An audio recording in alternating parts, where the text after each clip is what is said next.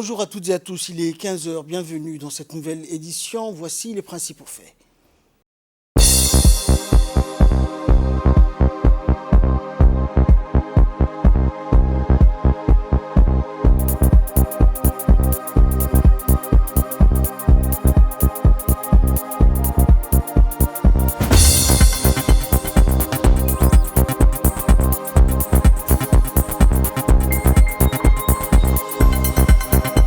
Le ministre Abdelkader Kamel Mohamed a inauguré aujourd'hui une école de théâtre Iskofilan située à Nguela. À son arrivée sur les lieux, le Premier ministre a été accueilli par la directrice et fondatrice de cette école, Mariam Abdelkader Moussa. Une cérémonie riche en couleurs donc a été organisée à cette occasion, une cérémonie qui a rassemblé également la ministre de la Culture et de la Jeunesse, Dr Hibo Moumine Assowe, plusieurs amoureux de théâtre également, le secrétaire d'État au sport, la vice-présidente de l'UNFD. Et c'est une première donc à Djibouti. Cette école permettra de former des jeunes talents amoureux du spectacle vivant, de pouvoir pratiquer cet art si singulier et si enrichissant, et ce afin de mieux divertir donc les amoureux de théâtre et les spectateurs djiboutiens. Et donc une première réunion donc a eu lieu entre les différents responsables, le Premier ministre et la fondatrice et directrice de cette école de théâtre, Mme Abdelkader Moussa. Plusieurs autres personnalités du pays donc ont pris part à cette réunion. Ils se sont tous réjouis donc de l'ouverture de cette école de théâtre. Ils ont indiqué donc que cette école permettra aux jeunes de s'épanouir et de s'exprimer librement sur une scène ouverte et de pouvoir donc améliorer leur talent concernant le spectacle vivant ou encore le théâtre.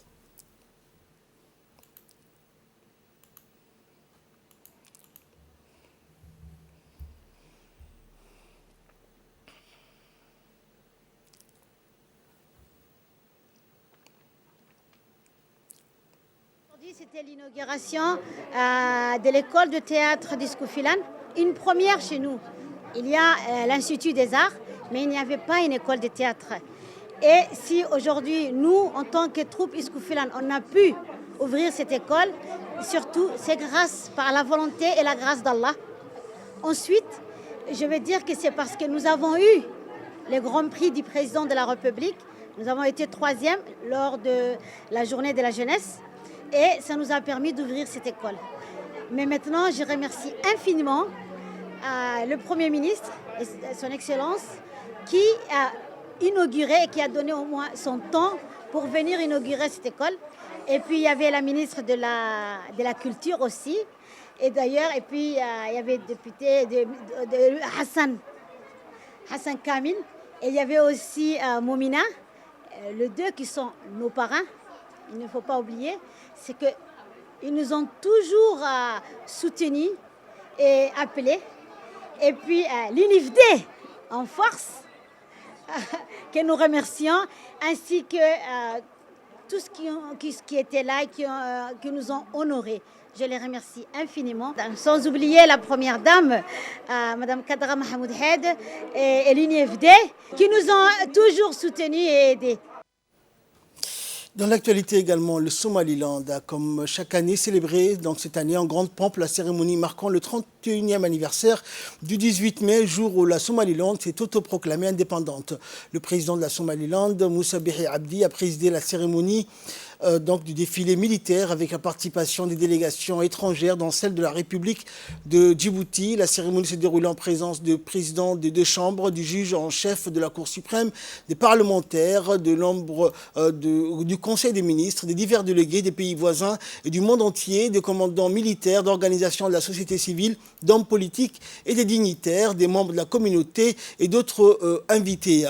Il y a eu également un spectacle, donc l'hymne national du 18 mai, une forte délégation djiboutienne conduite par le ministre de l'Éducation nationale et de la formation professionnelle, Mustafa Mohamed Mahmoud, et donc a pris part et représenté la République de Djibouti lors de cette cérémonie qui a lieu donc à Hargeisa. Ils ont pris part à cette cérémonie officielle de célébration de cette fête du 18 mai.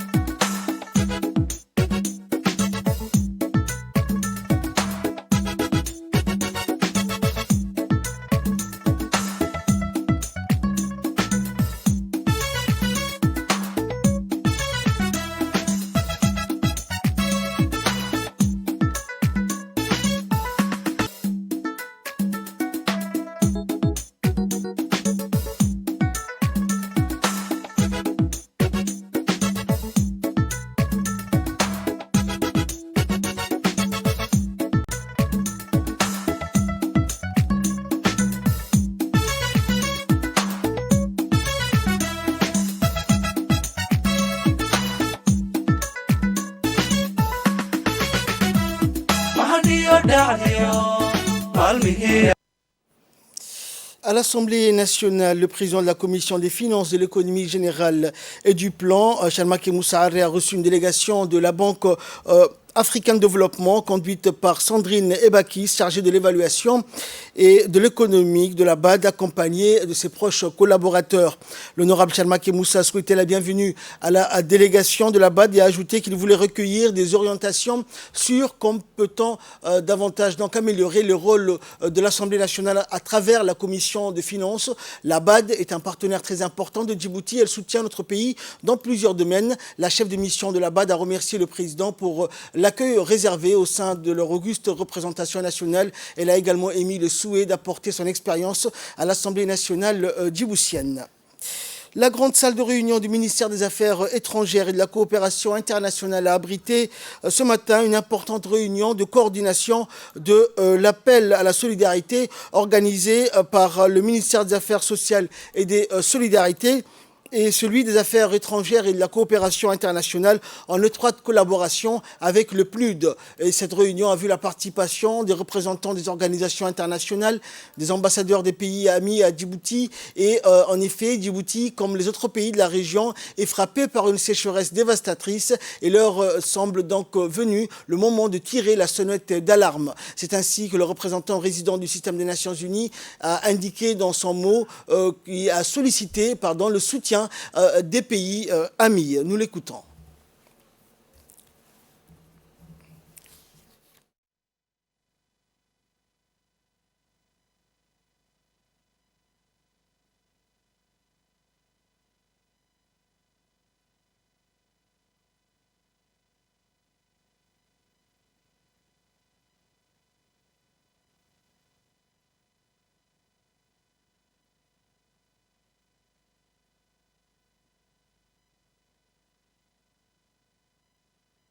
Le gouvernement directement ont déjà, pendant le ramadan, organisé pour nourrir 35 000 personnes dans le pays, directement. Donc, le gouvernement aussi a la capacité, et nous sommes prêts, mais nous avons besoin de votre solidarité. Et c'est ça pourquoi aujourd'hui, vous en appelez pour venir et partager les données, la situation avec vous. Et, finalement, comme je dis, je crois que nous avons tous l'obligation morale et l'obligation pratique et le mandat, dans notre cas des Nations Unies, pour aider à ces personnes qui sont à Djibouti. Je dis toujours, il y a de ces personnes que peut-être aujourd'hui, ils sont en train de manger une fois par jour, j'insiste, mais ils sont en train de regarder de passer les camions avec la nourriture, tous pour aller à Éthiopie, à Somalie, où il y a aussi beaucoup de personnes qui ont besoin de cette nourriture. Donc c'est notre obligation d'assurer qu'il y a une part de cette aide qui va rester à Djibouti et va les aider. Et de son côté, la ministre des Affaires sociales et de Solidarité, Olufa Ismail Abdo, a indiqué dans son mot qu'à l'instar des pays de la région, la situation de sécheresse qui persiste impacte doublement notre pays, qui n'est pas un pays producteur, mais fortement tributaire des importations des produits alimentaires, et d'ajouter également que le gouvernement djiboutien a mis en œuvre des mesures de soutien dans le domaine social. On l'écoute. Subi depuis quelques années une succession de chocs exogènes et multidimensionnels qui ont des conséquences directes sur notre économie et nos populations. L'année 2022 a elle seule accumulé les effets de la pandémie de la Covid-19, des sécheresses récurrentes de la Corne de l'Afrique qui persistent encore et de manière significative, de l'invasion acridienne dévastatrice en milieu rural, de tensions politiques des pays voisins impactant nos recettes budgétaires ainsi que la perturbation de la chaîne d'approvisionnement et tout dernièrement de l'inflation des prix de denrées de première nécessité provoquée par la crise ukrainienne. Les projections internationales ne sont pas optimistes et démontrent que cette tendance à la hausse des prix des denrées se poursuivra et même entraînera une pénurie de certains produits essentiels à la consommation. Notre défi majeur serait donc de pouvoir juguler les effets de ces perturbations économiques et environnementaux en assurant une disponibilité alimentaire à l'ensemble de notre population résidente sur le territoire, soit près de 1 million d'habitants, tout en maîtrisant les prix. Le gouvernement, par le biais des différents départements ministériels, a d'ores et déjà entrepris et engagé des actions concrètes pour soulager la population de la vulnérabilité et du stress social à travers le plan d'urgence et de riposte sociale initié par l'appel de solidarité nationale du président de la République le 10 mars 2022. Le gouvernement a donc procédé et engagé des mesures de soutien dans le domaine social visant à garantir les filets sociaux de sécurité pour assurer la sécurité alimentaire des plus pauvres. Les dépenses budgétaires à l'ordre de 35 millions de dollars en achats et en subventions de denrées alimentaires de première nécessité ont été effectuées et ont permis d'atténuer les effets des chocs sur les ménages djiboutiens dans un très court terme. La mise en œuvre a démarré promptement par la mobilisation de fonds propres à travers les réallocations budgétaires en faveur du Fonds de solidarité nationale d'un montant de 1,8 milliard de nos francs, soit 10 millions de dollars, qui a permis de juguler les effets néfastes de ces multiples chocs et de soulager pour le premier mois 35 000 ménages pauvres extrêmes et relatifs, soit environ 196 000 individus, en leur apportant une assistance alimentaire sur l'ensemble du territoire, dont 60% au bénéfice des populations rurales et agropastorales. En vue de l'urgence, nous souhaiterions conjuguer nos efforts avec les vôtres et s'assurer d'une mobilisation générale de nos partenaires classiques afin de répondre efficacement à ces chocs. Et écoutons à présent les propos du chef de la diplomatie djiboutienne. Nous sommes réunis ce matin, ici, pour faire le point sur cette situation extrêmement difficile, pour essayer de dégager des pistes de réflexion, de travail, et surtout tirer la sonnette d'alarme, afin que des solutions rapidement soient trouvées à une crise de plus en plus pressante. Le système des Nations Unies a déjà travaillé depuis quelques mois sur une réponse rapide à l'urgence. Mais le ministère des Affaires sociales, le gouvernement, en adoptant une approche plus holistique, a essayé de mettre en place un plan de contingence afin donc d'apporter les solutions adéquates à cette crise profonde que vit notre pays et surtout cette crise alimentaire qui se profile à l'horizon. À ce jour, le gouvernement de Djibouti a engagé un certain nombre de moyens, ce qui a, comme vous pouvez le constater ou l'imaginer, rêvé de l'État. En effet, nous parlons de plus de 320 000 personnes qui sont dans le besoin, 79 000 ménages qu'il faut aider très rapidement et essentiellement dans les zones rurales et dans les zones périurbaines. Si le conflit en Ukraine persiste et la sécheresse aidant, la crise alimentaire risque de provoquer des soulèvements populaires et de l'instabilité dans nos pays. Il s'ensuivrait un mouvement de population et des migrations de masse, ce que nous redoutons le plus. Il est évident qu'il nous faudra prendre la mesure des risques encourus par nous tous et de réfléchir aux solutions adéquates à apporter donc à cette crise alimentaire qui se profile à l'horizon. Mesdames et messieurs, nous comptons sur vous pour relayer ce message et nous accompagner à traverser une période difficile qui s'annonce pour nos populations. Dans l'actualité nationale toujours, la République de Djibouti a adhéré officiellement à l'Organisation de coopération numérique, la DCO, basée à Riyad, en Arabie Saoudite, le 17 mai dernier, après que l'ambassadeur de Djibouti à Riyad, Yaeddine Saïd Bamachrama, en présence du secrétaire général de l'organisation, Dr Dima Al-Yahya, et du directeur des relations internationales et gouvernementales, ait procédé à la signature de la charte fondatrice de l'Organisation de la coopération numérique lors d'une cérémonie à l'ambassade de Djibouti et devient ainsi le 10e membre de l'organisation et le 4e pays africain dont Bahreïn, Jordanie, Koweït, Nigeria, Oman, Pakistan, le Rwanda, l'Arabie Saoudite et le Royaume du Maroc à s'engager en faveur de la numérisation de l'administration et de son économie. L'Organisation de coopération numérique travaille avec les gouvernements, la société civile, les organisations internationales et le secteur privé pour faire progresser la transformation numérique inclusive au sein de ses États membres par notamment la mise en place des initiatives axées sur l'économie numérique et le soutien des jeunes, des entrepreneurs et des femmes.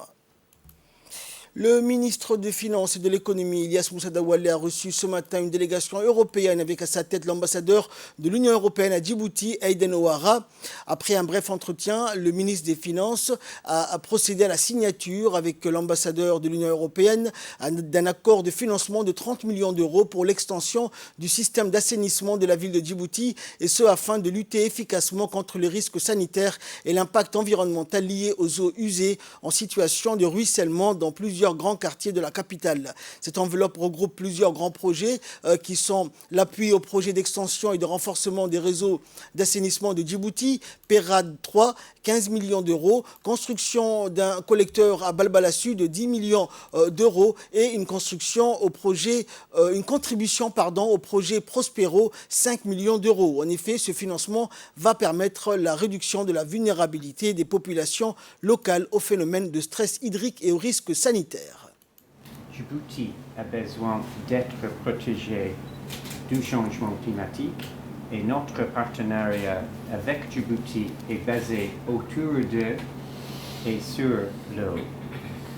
Et donc, c'est ainsi, par exemple, que notre mission navale, Opération Atalante, aide à garantir l'accès au port de Djibouti. Le travail des FFDJ contribue également à protéger le trafic portuaire. L'usine de dessalement de Darala fournit 250 000 habitants de la ville en eau potable.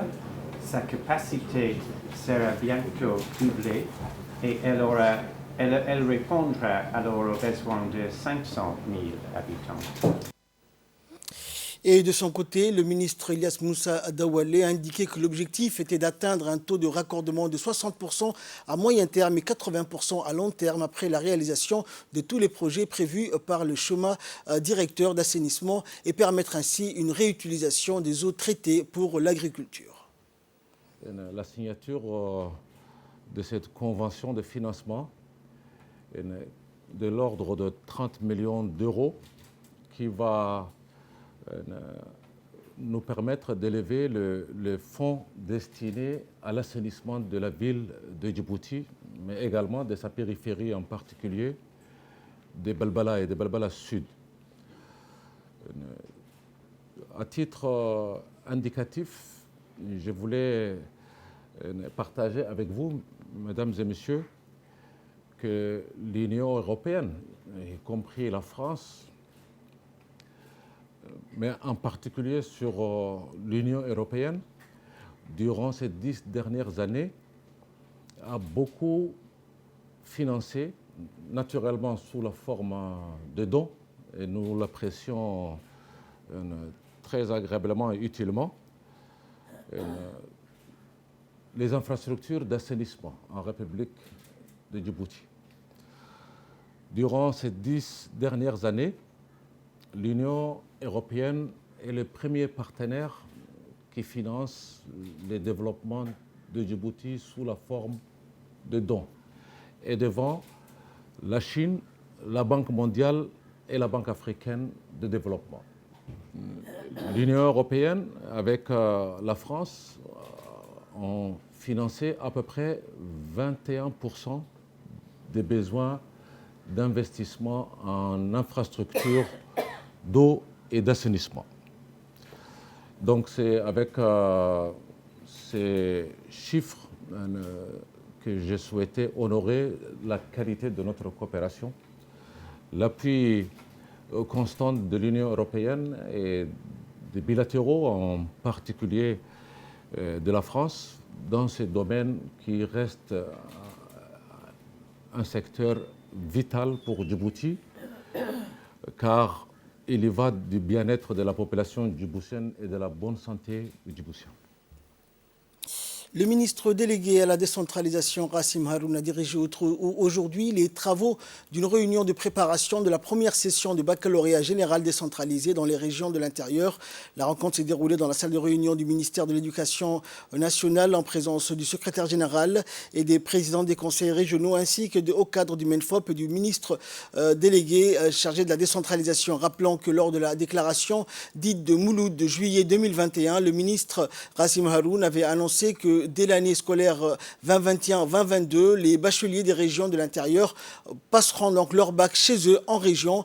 Plus la peine, avait-il indiqué, de se déplacer vers la capitale. La décentralisation, c'est aussi et surtout cela, avait-il souligné. Le ministre Kassim Haroun a salué ainsi la politique holistique et clairvoyante du président de la République qui a fait de la décentralisation une priorité nationale. Il a rendu un hommage solennel au ministre de l'Éducation nationale, Moustapha Mohamed, pour le mérite d'avoir cru à ce projet malgré de nombreux obstacles qui se dressaient sur son chemin.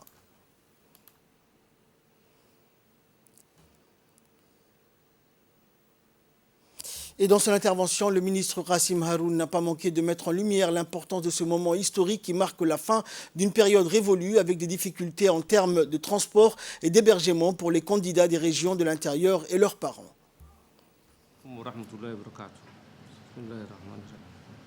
C'est pour moi un honneur et une immense joie de partager avec vous ce moment historique qui marque la fin d'une période. Une époque qui a vu des centaines d'élèves des régions et de l'intérieur migrer vers la capitale pour passer les épreuves du baccalauréat. Sans oublier les conséquences de ces déplacements sur les résultats du baccalauréat de ces mêmes élèves.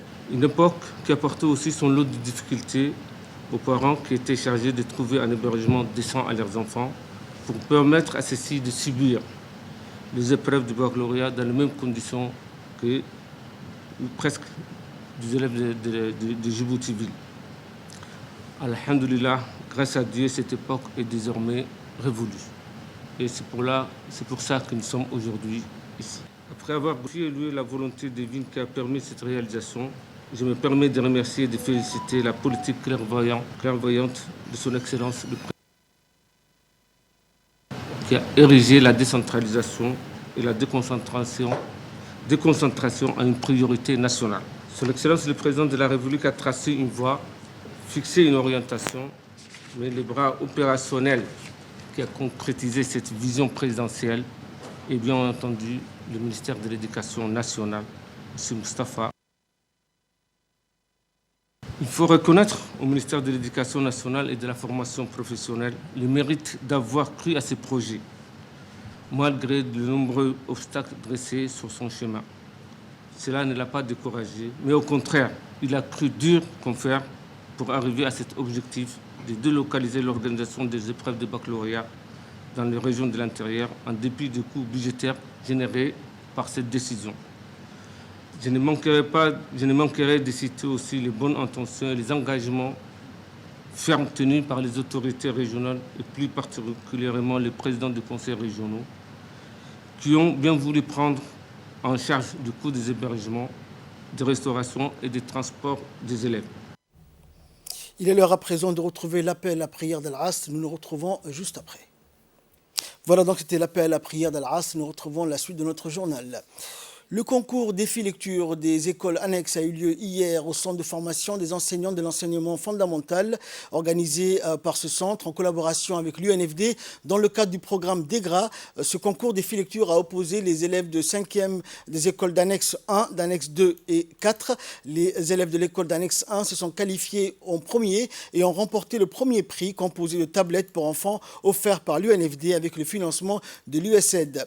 Et les élèves de l'école d'annexe 4 se sont qualifiés pour la seconde place et ont obtenu le prix composé de manuels scolaires de 6e année. Et le défi lecture a été présidé par la directrice générale du centre de formation, Aïcha Farah, en présence de la coordinatrice des programmes de l'UNFD, Ruqya Ali et Abdullahi Omar, cadre de l'UNFD, et ont pris part à cet événement les parents, membres des associations, des parents d'élèves et des enseignants venus soutenir les élèves concourants. L'UNFD accompagne et soutient les CGE et les APE des écoles de Djibouti-Ville dans le cadre de l'élaboration et de la réalisation de leurs projets d'école respectifs.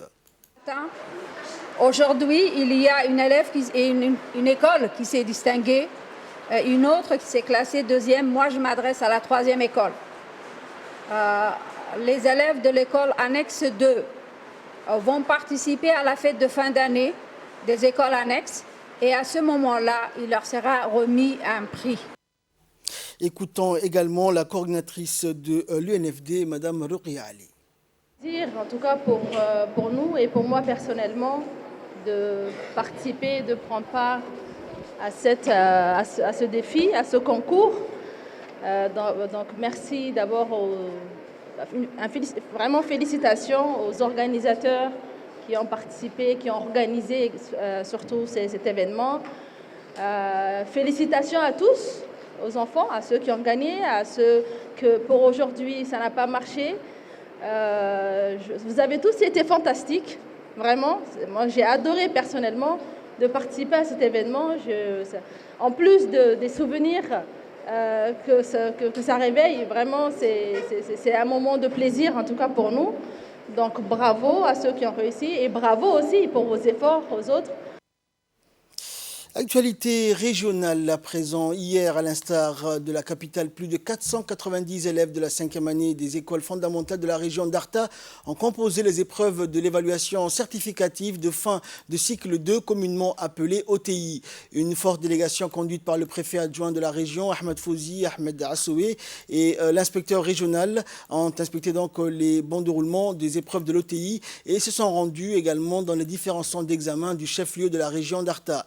Les examens de l'OTI se sont déroulés donc dans 3 centres d'examen, à savoir Artaville, Ouéa et Damerjoug.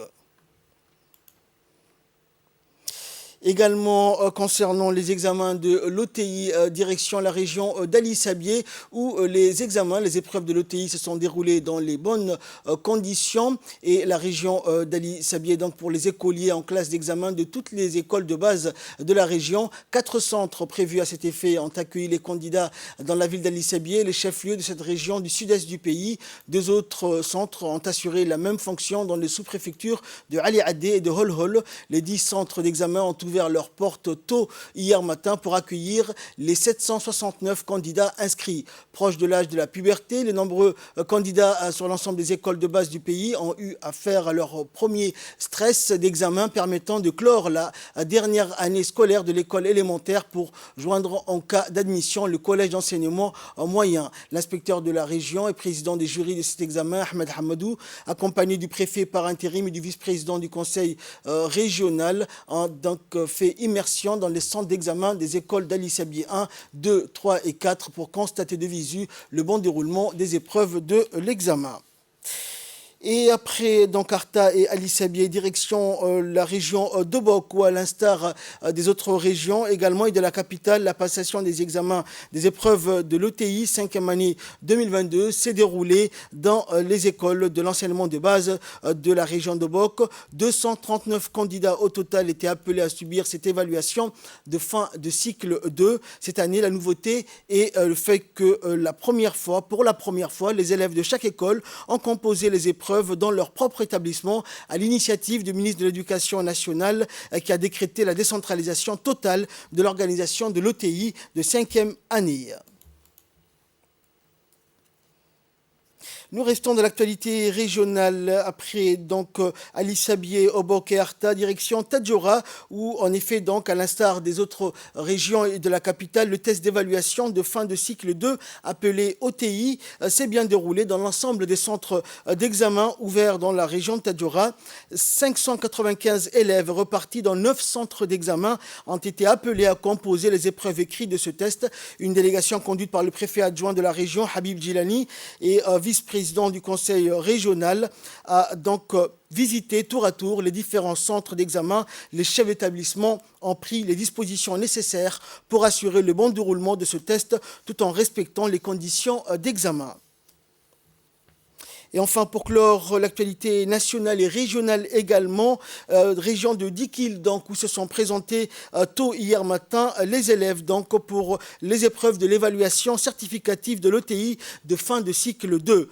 949 élèves repartis en 800 d'examen ont passé cette évaluation pour leur admission en 6e année du second cycle de l'enseignement fondamental. Notons au passage que suite à la décentralisation des différents examens, les autorités ont salué la bonne organisation mise en place par le service régional de l'éducation conformément aux missions qui lui ont été assignées pour que la décentralisation des examens soit effective dans les régions.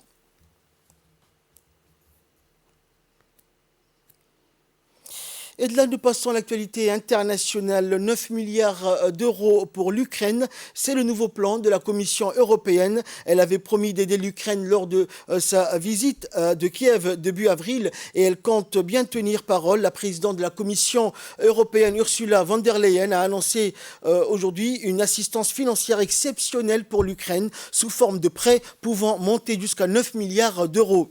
Elle a également indiqué la mise en place d'une plateforme internationale pour la reconstruction du pays menée par l'Union européenne et l'Ukraine. Pour elle, la reconstruction doit aider l'Ukraine à poursuivre sa voie européenne en soutenant la lutte contre la corruption en faveur des droits humains et de la transition écologique. Annoncé par la Commission européenne, le plan d'assistance financière exceptionnelle doit encore être approuvé par le Parlement européen et l'ensemble des pays membres. C'est ainsi que prend fin cette édition. Merci à vous de nous avoir suivis. Restez avec nous, le programme continue sur Télé Djibouti.